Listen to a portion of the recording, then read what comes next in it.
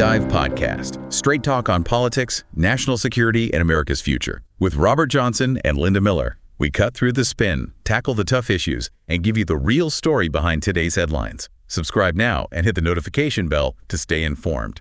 Right, let's jump straight in. We're looking today at the whole situation around potential peace talks for the conflict in Ukraine. Yeah, it's incredibly complex, lots of moving parts, different proposals floating around. Exactly. We're seeing reports about, plans from the U.S., ideas about troops, diplomatic chats. It's a real mix. Different perspectives, definitely. So our aim for this deep dive is really to unpack these proposals, try and figure out what's actually being suggested, and where the key players really stand on all this. Okay. Well, the first thing that really jumps out is this U.S. initiative, specifically the plan linked to President Trump. Right. The report suggests his administration has put forward something pretty concrete. The idea seems to be that Russia would, keep control of the territories it's gained. Keep control, so just accept the current situation on the ground. That seems to be the core of it, yeah. Some sources are even saying this plan is considered set in stone by Trump. Wow. Okay. And what about Ukraine's side in this, according to that view? The perspective attributed to Trump is that President Zelensky, quote, has no choice but to agree. It suggests a very strong push from the U.S. side.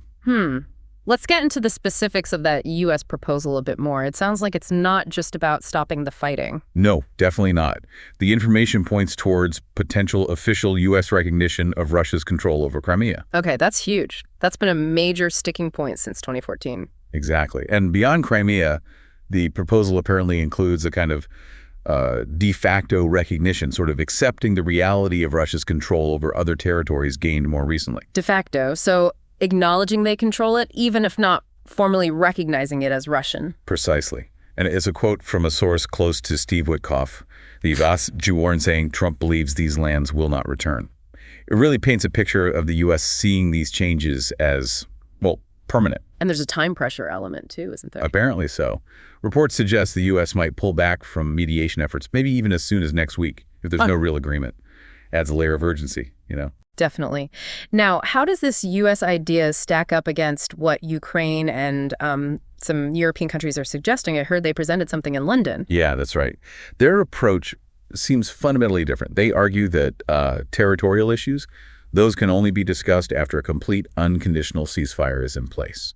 So the complete opposite order. Ceasefire first, then talk territory. Exactly. The logic seems to be stop the fighting, create stability, and then tackle the really thorny issue of borders and sovereignty. Negotiating while the conflict is active, puts Ukraine in a tough spot. Makes sense. Okay, let's switch to Moscow. What's the Kremlin saying? Are there conditions for, ending the fighting and starting proper talks? Their position also seems very firm, especially on territory. They're demanding recognition of the territories they now control as part of Russia. That includes Crimea, obviously, but also the areas where they held referendums. Donetsk, Luhansk, Kherson, Zaporizhia. Full recognition. And anything else? Yes, also the complete withdrawal of Ukrainian forces from all those territories.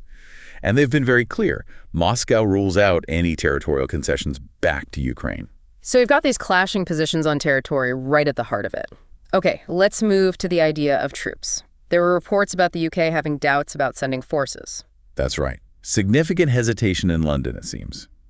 The main worry is that it's just too risky. Risky how? Escalation. Yeah, exactly. Worries that sending, say, 30,000 troops could lead to a much bigger conflict, especially if a ceasefire breaks down. And there are also doubts if that number of troops would even be enough for such a massive task. So what's the alternative they might be considering? The thinking seems to be shifting towards maybe air and sea defense support and boosting training for Ukrainian soldiers, but keeping that in the west of Ukraine away from the front lines. So less direct involvement on the ground. Probably means abandoning any earlier ideas about Western troops actually protecting cities or key sites in Europe directly related to the conflict. A more cautious approach, perhaps. Right, a way to help without putting boots directly in the line of fire, potentially. Seems like it, mitigating that risk of direct confrontation. But then there was another report, wasn't there? Something in the New York Post about European troops possibly deploying if a ceasefire happens under Trump's plan. Yes, that's another angle. This suggests European troops could have a role, but specifically as part of a peacekeeping effort after an agreement based on the U.S. framework is reached. Okay, so contingent on that specific deal happening first. Exactly.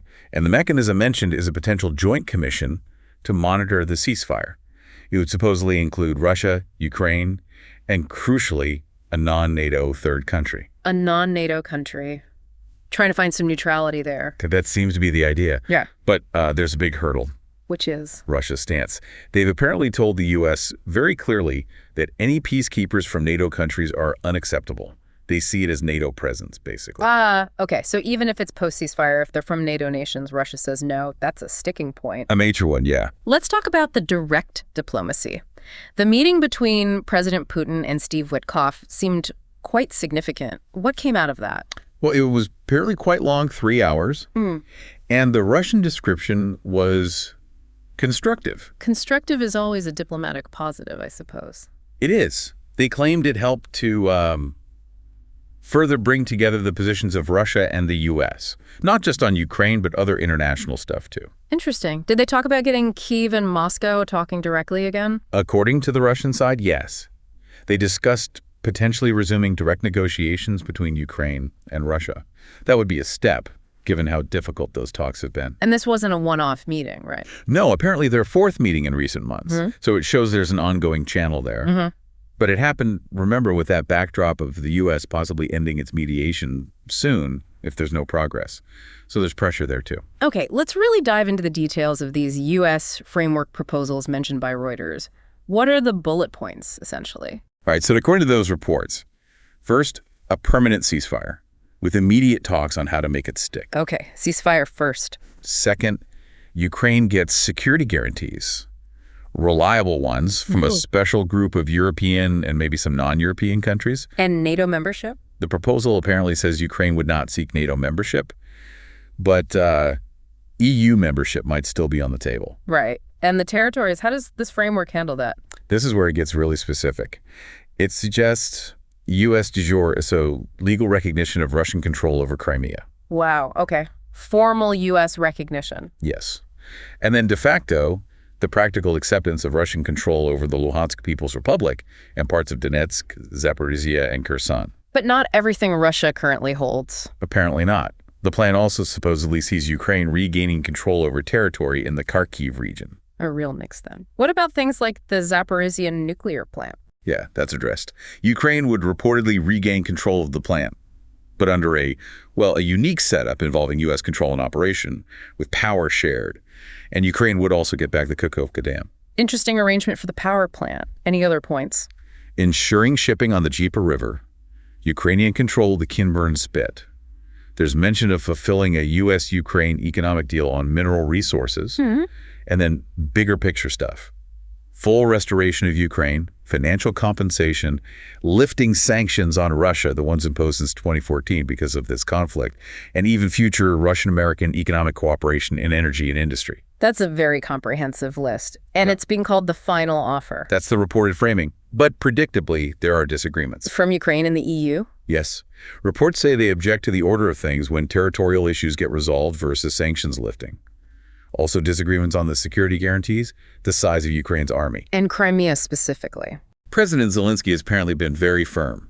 No recognition of Crimea as Russian. He's cited Ukraine's constitution. So major hurdles remain even within this detailed U.S. framework. What about Russia's public reaction? Foreign Minister Lavrov seemed somewhat positive. He did. Lavrov said Russia is ready for a deal with the U.S. He mentioned some details still need finalizing, but it's happening. And he said Trump believes they're moving in the right direction. Lavrov even called Trump probably the only leader on earth who gets the need to address the conflict's root causes, especially Ukraine's potential NATO membership. High praise in a way. Yeah. But what's the mood in Europe amidst all this U.S. activity? Are they comfortable? There are definitely concerns reported in Europe. A feeling that the U.S. might be putting too much pressure on Ukraine. People like Kaja Kallas are saying, look, Russia's the real obstacle. Their military goals haven't changed. And the Crimea issue. A very strong united European line on that.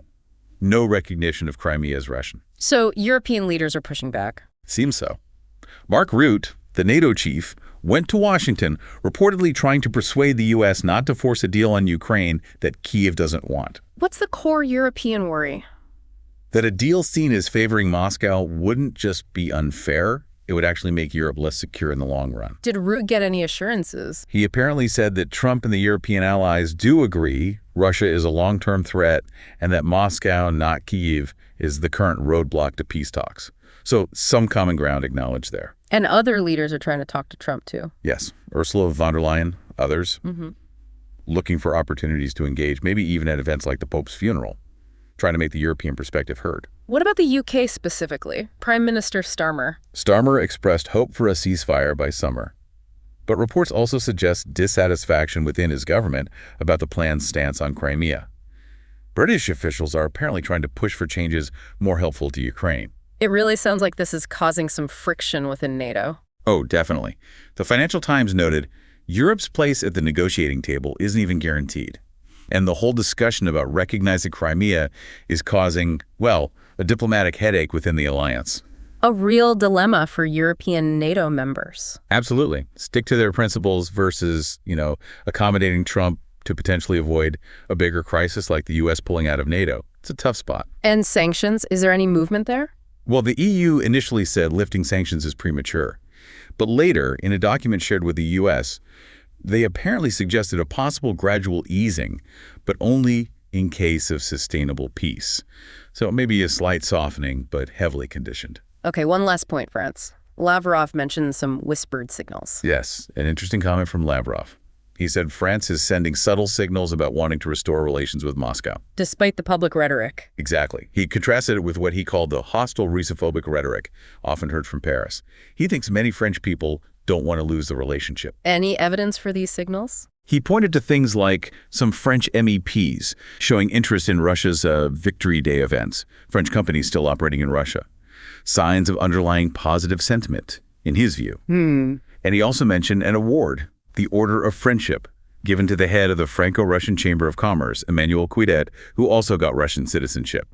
So highlighting connections. Right. Well, wrapping this up, it's just incredibly clear how complex this whole picture is. You've got these different plans, major disagreements on basics like territory and security, sanctions, and constant diplomatic maneuvering. Absolutely. It's a constantly shifting landscape. What really stands out is how different the core priorities seem to be. The U.S. pushing for perhaps a faster, maybe more pragmatic deal involving concessions.